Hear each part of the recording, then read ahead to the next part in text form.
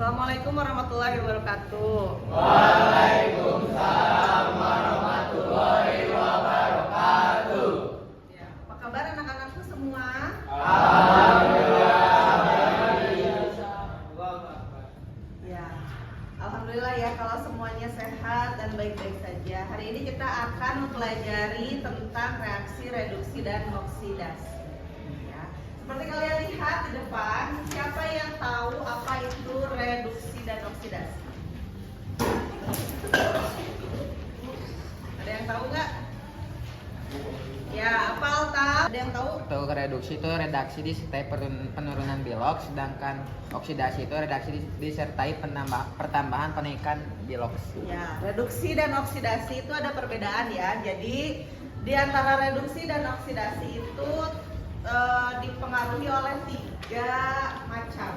Yang pertama adalah tentang oksigen ya, berdasarkan oksigen, kemudian berdasarkan muatan, dan yang terakhir adalah berdasarkan bilangan oksidasi. Ya, nah kita lihat dulu sekarang. Nah, tujuannya apa sih kita untuk menyetarakan persamaan kimia berdasarkan reaksi redoks ya. Kemudian menentukan oksidasi dan reduksinya. Oke, kemudian nah sekarang kita lihat di depan sini ada yang namanya apa ini? Bisa terlihat bentuk apa ini? Bentuk kubus. Kira-kira kubus apa sih itu? Kubus metal ya, metal ya. Kalau metal itu berhubungannya dengan apa biasanya? Ya, logam, besi ya. Nah, untuk redoks ini berhubungan sekali dengan yang namanya logam atau besi ataupun logam yang lainnya ya. Karena apa? Karena di situ akan terjadi reaksi reduksi dan oksidasi. Kalian pernah lihat yang berkarat, besi yang berkarat? Ya, itu terjadinya reaksi redoks ya di situ ya, karena adanya perkaratan.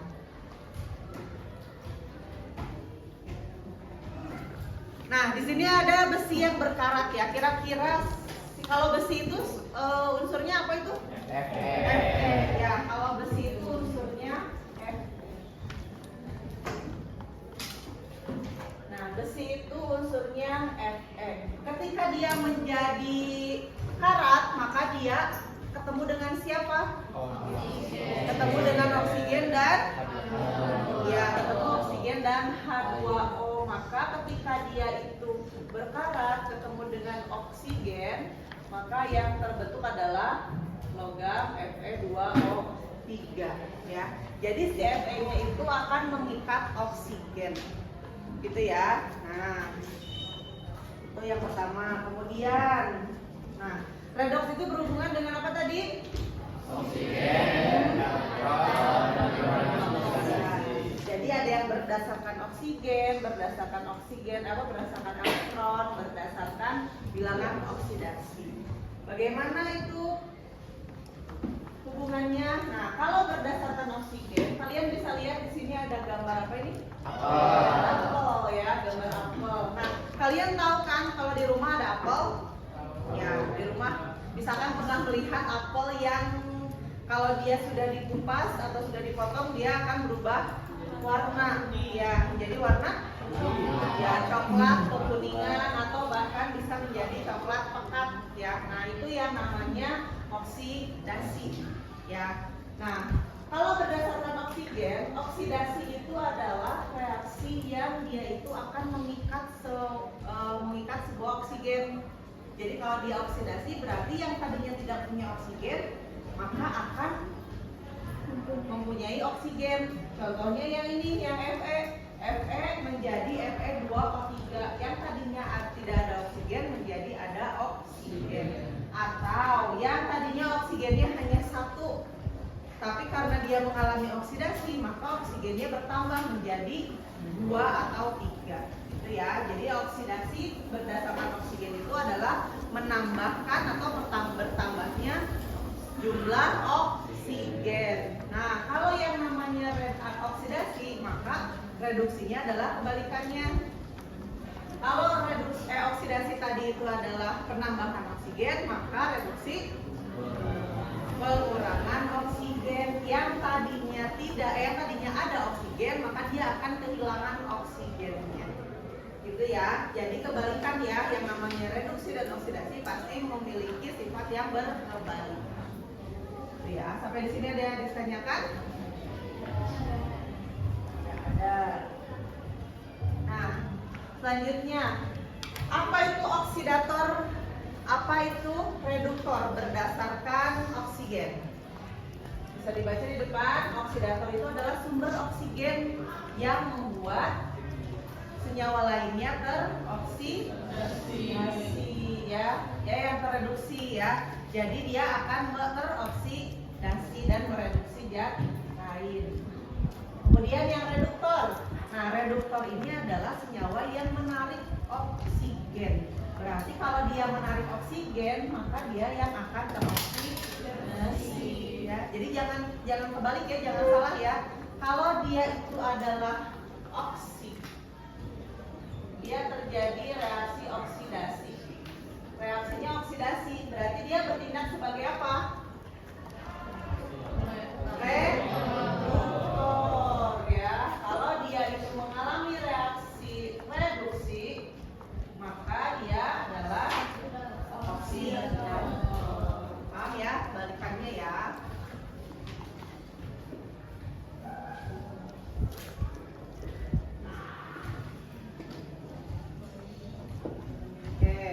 Selanjutnya, nah ini ada contohnya. Contohnya, mana yang oksidasi, reaksi yang terjadi reaksi oksidasi, mana yang dia adalah oksidatornya. Oksidator tadi apa? Sumber oksigen. Berarti mana di sini yang sumber oksigen di dalam reaksinya? Yang mengandung oksigen ya. Di sini ada KClO3, ada O2 dan O2 lagi. Ini merupakan oksidator ya, maka dia akan mengoksidasi si temannya yang di sebelahnya ya. Yang tadinya dia tidak berikatan, tadinya dia S-nya sendiri ketemu dengan oksidator, maka dia akan berubah menjadi SO2. Gitu ya. Tadinya kan dia nggak punya oksigen. Nah, karena dia dioksidasi, maka akan terjadi peningkatan oksigen ya. Begitu juga yang CH4. Nah, CH4 di sini karena dia dioksidasi oleh O2, maka yang terbentuk adalah gas CO2. Gitu ya. Jadi tidak harus dia itu berikatan langsung seperti ini, tapi mungkin dia harus melepas ikatan yang lain demi untuk mengikat oksigen. Gitu ya. Yang Fe juga sama. Nah, Fe ini yang tadi ya, dia ketemu dengan oksigen maka akan membentuk Fe2O3. Gitu ya, untuk yang reaksi oksidasi. Ada yang ditanyakan sampai di sini? Tidak ada. Nah, ini untuk yang reduksi. Nah, reaksi reduksi seperti ini. Bisa dilihat di sini ada reduktornya di sini ya, reduktornya. Maka dia akan mereduksi zat yang satunya lagi ya, zat sampingnya. Nah, yang tadinya dia itu bentuknya Fe2O3, dia direduksi dengan gas CO. Maka yang terbentuk adalah Fe. Ya, dia akan kembali menjadi logam Fe. Ya, jadi kalau misalkan kalian mau membersihkan karat, bisa yang namanya penyepuhan ya oleh gas CO. Kemudian ini, nah Cr2O3, Cr2O3 memiliki oksigen berapa? 3. Direduksi oleh siapa? 2Al akan menjadi siapa di sini? Menjadi logam Cr.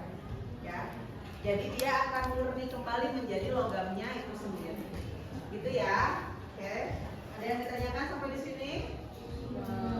Tidak ada. Oke. Kalau begitu lanjut ke nah, kalau yang namanya reaksi reduksi oksidasi, maka ketika ada reaksi reduksi oksidasi, maka akan ada yang terjadi oksidasi, ada pula yang menjadi reaksi reduksi. Contohnya di soal yang ini. Nah, di sini ada yang namanya oksidator. Ada oksidator, ada reduktor, ada hasil reduksi, ada hasil oksidasi. Si oksidator ini dia berubah menjadi siapa? Berubah menjadi siapa? Menjadi hasil reduksi. Karena ketika dia disebut oksidator, maka dia terjadi reaksi reduksi ya. Nah, di sini juga sama. Yang tadinya terikat oksigen, ketika dia direduksi maka hasilnya tidak ada oksigennya. Gitu ya. Untuk yang reduktor juga kebalikannya. Kalau dia reduktor, maka reaksi yang terjadi adalah oksidasi, maka hasilnya pun adalah hasil dari oksidasi. Nah, ini adalah contoh reaksi lengkap ya. Jadi ketika reaksi redoks terjadi akan ada reaksi reduksi dan oksidasi di dalam. Gitu ya. Jadi saling melengkapi. Ya, ada yang ditanyakan sampai di sini?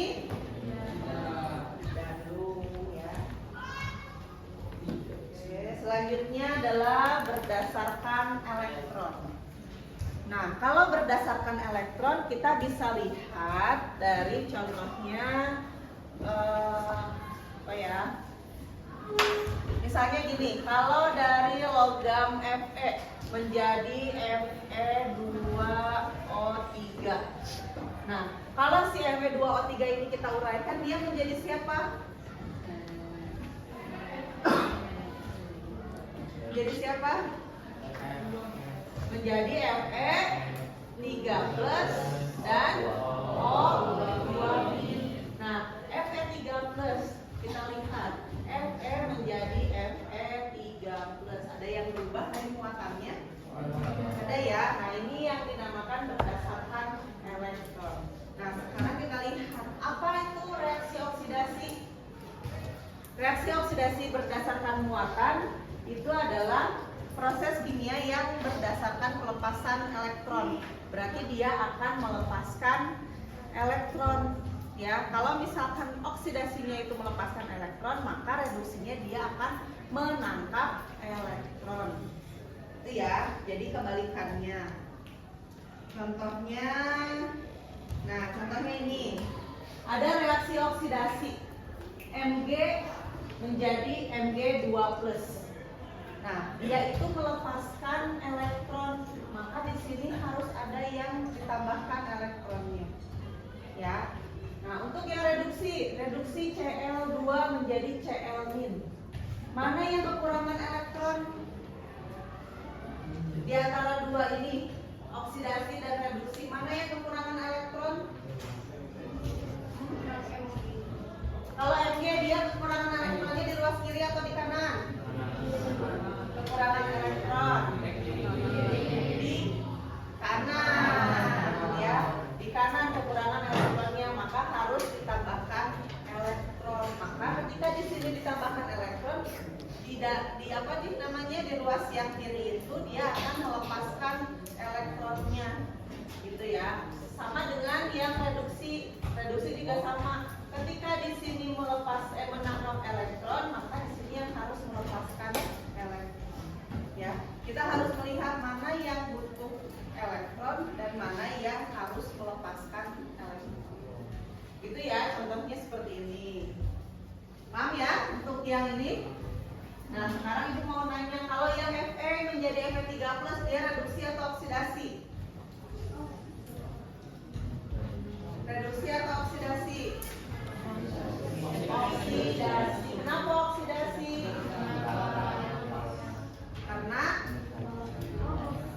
Karena dia akan melepaskan elektronnya menjadi Fe3+. Di sini akan ditambahkan 3 elektron. Terus kalau dari sini Mg+ menjadi Mg2. Reduksi ya, reduksi. Jadi ciri-cirinya adalah kalau reaksi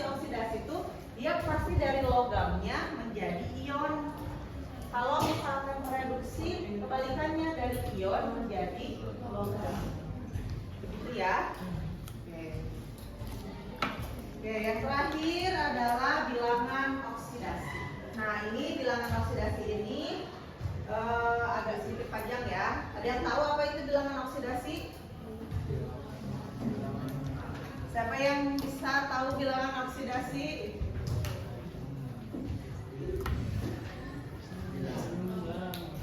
Siapa? Tanggal berapa sekarang? Coba Syahrul. Tanggal 10. Tanggal 10. Ya, lupa Syahrul aja. Syahrul nomor 10. Apa itu bilangan oksidasi? Muatan listrik yang dimiliki oleh atom-atom suatu senyawa. Ya, muatan listrik ya. Muatan listrik yang dimiliki oleh atom-atom suatu senyawa. Sama dengan muatan tidak? Berbeda ya, berbeda dengan muatan ya. Kalau muatan itu adalah elektronnya, kalau ini adalah muatan listriknya ya. Jadi bilangan oksidasinya. Nah, ada beberapa aturan mengenai bilangan oksidasi ini. Ya, contohnya. Nah, ini. Yang pertama, unsur bebas di alam. Nah, unsur bebas di alam contohnya apa? Contohnya oksigen, nitrogen, terus apa lagi?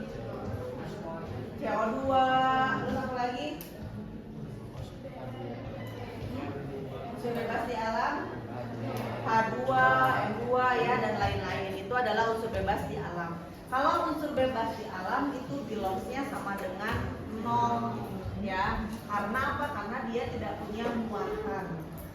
Tuh ya, karena dia tidak punya muatan. Selain yang N2, H2 seperti logam-logam, misalkan logam besi, ya logam besi itu ada dalam bentuk Fe-nya di alam, ya maka dia akan berbilos 0 juga, ya.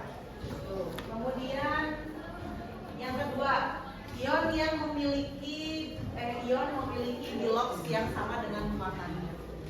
Nah, ion memiliki biloks yang sama dengan muatannya. Contohnya ion apa? Ya, Fe3+, terus ada lagi CO2 2-, CO3 2-, Ca12, terus ada lagi H+, Al2+. Nah, maka si ion-ion ini bilosnya akan sama dengan muatannya, ya akan sama dengan muatannya. Al2+ bilosnya sama dengan 2. H+ bilosnya sama dengan 2, Ca2+ bilosnya sama dengan 2, 3 juga sama dengan 2, CO3 2- bilosnya juga sama dengan 2. Gimana kalau yang negatif? Misalkan ada ion Cl-, berarti ionnya bilosnya 1. Bilos itu tidak ada yang negatif ya. Nah, Cl- bilosnya adalah SO- 1. Betul ya. Kemudian ada lagi yang bilosnya misalnya apa ya, F-, maka bilosnya adalah -1, gitu ya. Terus ada lagi yang SO4 2-, maka bilosnya gitu ya. Jadi bilos ini untuk ion-ion sama dengan muatannya, gitu ya. Oke. Nah, sudah paham sampai di sini? Ada pertanyaan? Sudah ada. Oke. Nah, selanjutnya unsur logam. Nah, unsur logam-logam ini yang harus kalian hafalkan. Logam alkali dan logam alkali tanah, dia golongan 1 dan golongan 2 akan sesuai dengan muatannya. Ya. Untuk golongan 1 muatannya berapa? 1+1, berarti bilosnya sama dengan +1. Apa aja unsurnya? Ya, litium, kalium, hidrogen, terus apa lagi? Cesium, fransium, ya. Itu semuanya golongan 1A, berarti berbiloks +1. Gitu ya. Logam alkali tanah juga sama untuk golongan 2. Apa aja golongan 2? Magnesium, Pe, Ca, Mg, Cl, Ba, ya itu semuanya golongan 2A berbiloks +2.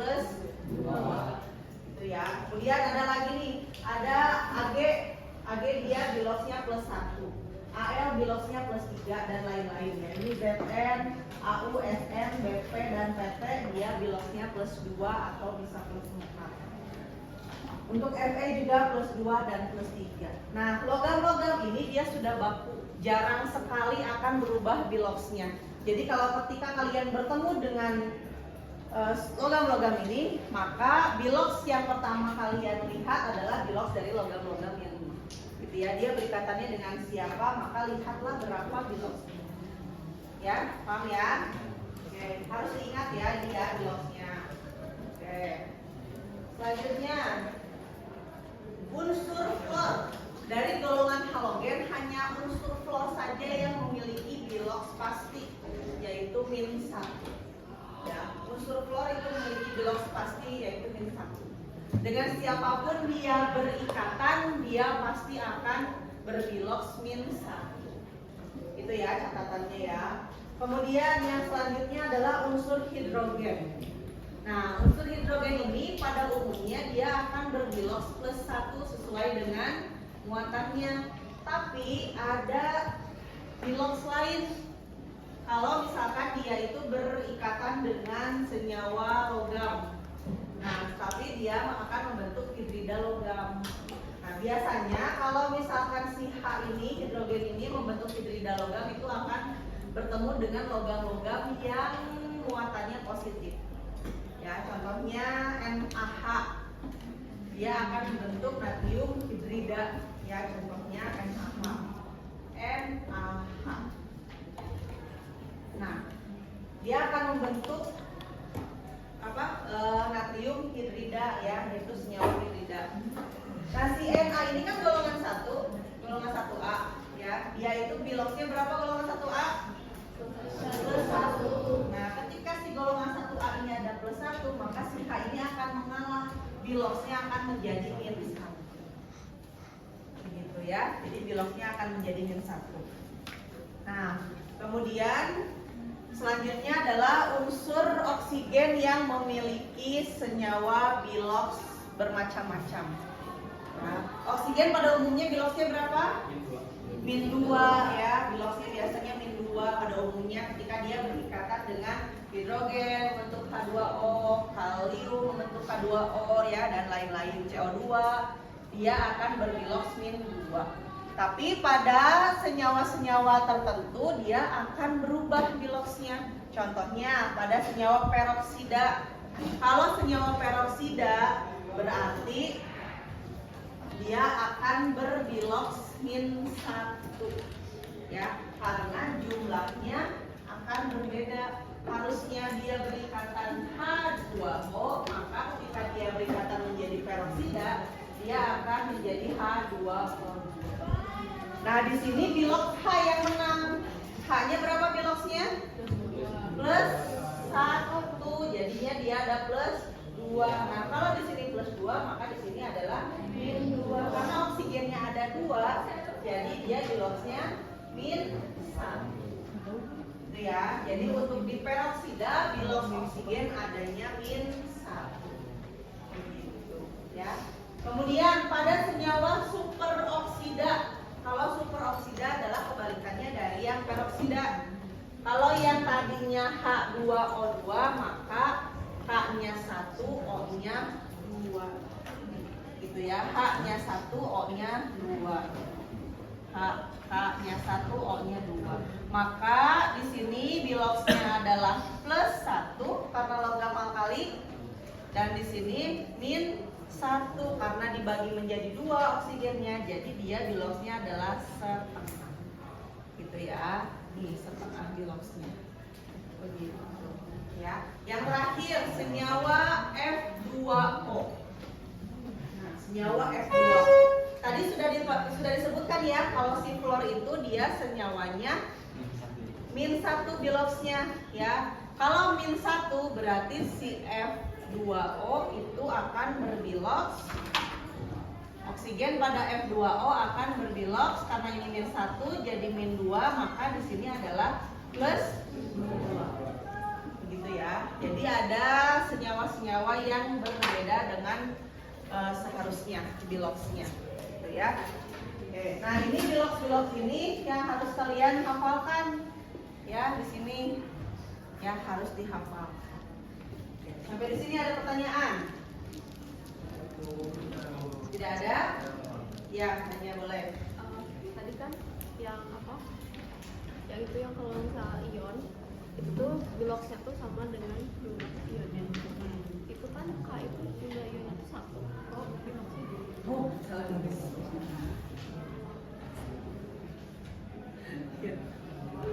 Oke, ada lagi pertanyaan? Ada lagi nggak pertanyaannya?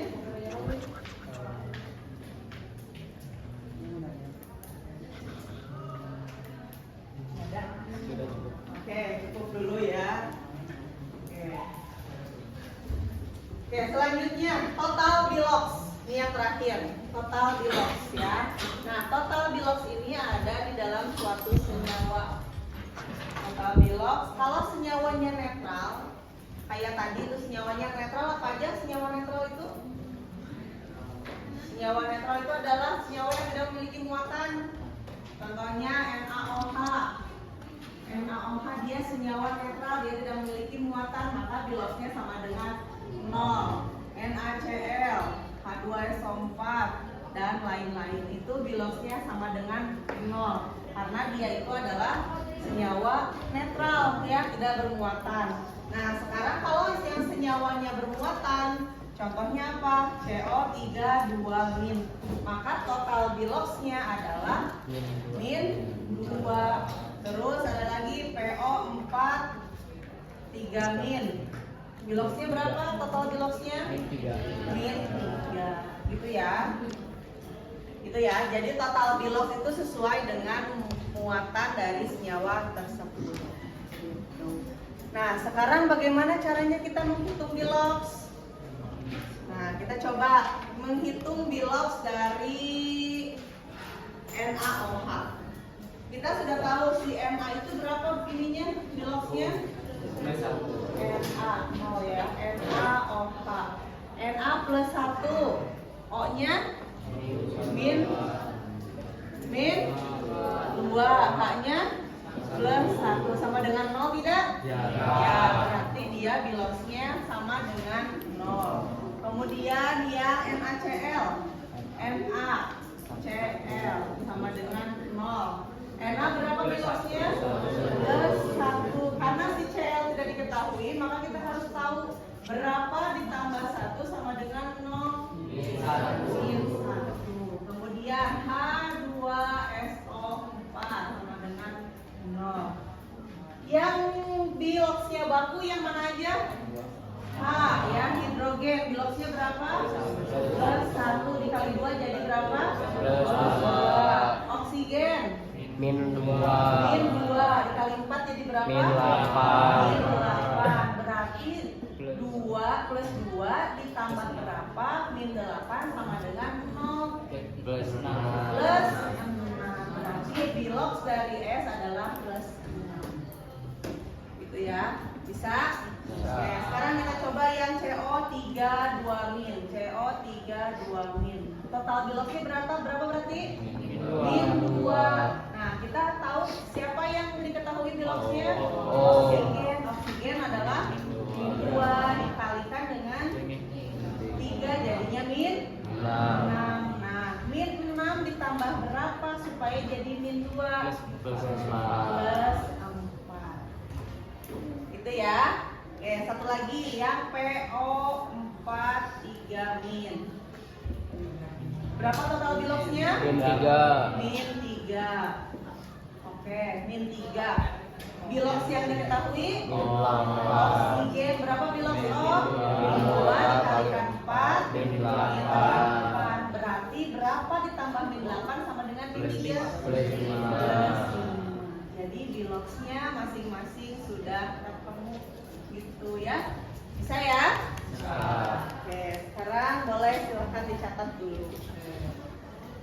Oke, udah inget ya anak-anak ya untuk menghitung bilox ya. Sekarang ada contoh soal di depan. Silahkan 5 orang ke depan untuk mengerjakan soalnya.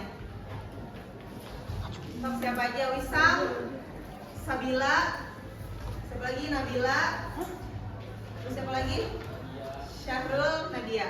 Boleh silahkan ke depan.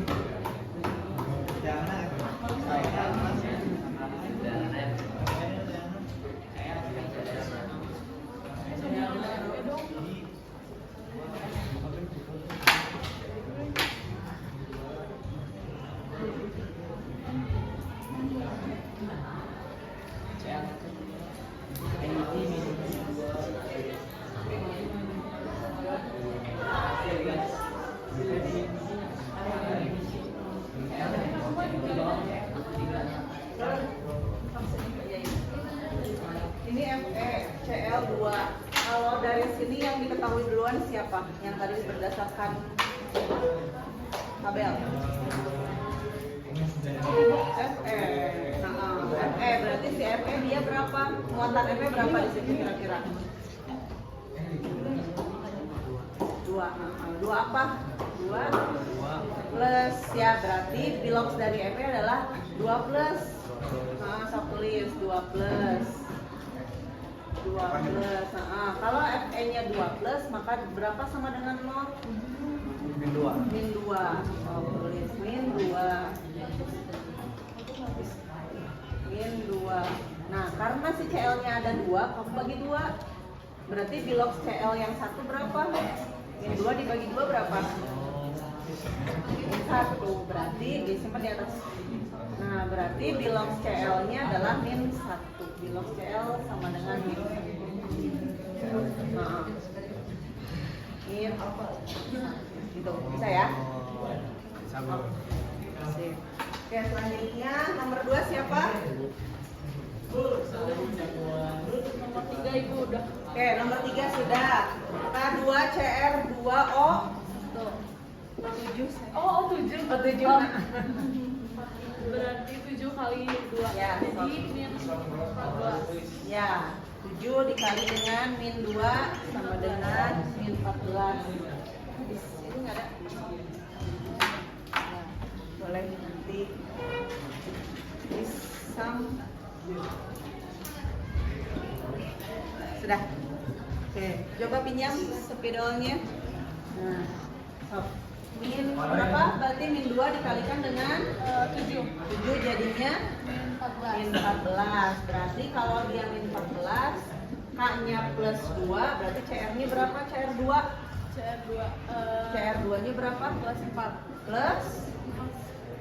Plus 2 dikali 2. Plus 2 ditambah berapa? Dikurangi 14 sama dengan 0. Ditambah, oh iya, harusnya Plus 12. Ya, plus 12 tulis di bawahnya. Oh, ininya? Di bawahnya plus 12 dulu.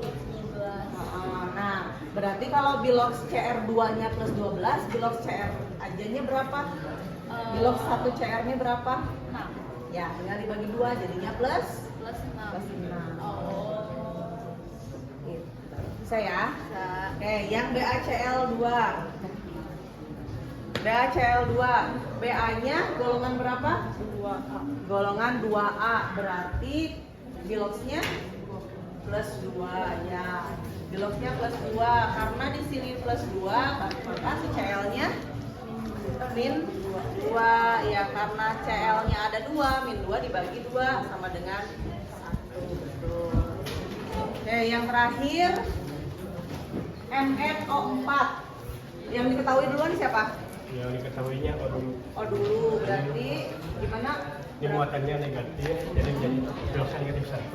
Yang ini kita kalikan yang banyak kali 4 jadi min 8. Yang min 8 ditambahkan berapa jadi min 1 sama dengan 7. Jadi bilox Mn-nya jadi 7. Bilox N-nya sama dengan 7.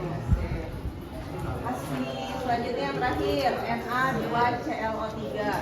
A piloknya 1 dan jadinya 2 terus Cl plus O kan min 2 ada 3 jadi 2 bisa 6 9 0 4 9 dan Cl-nya Oke, CL-nya sama dengan oke.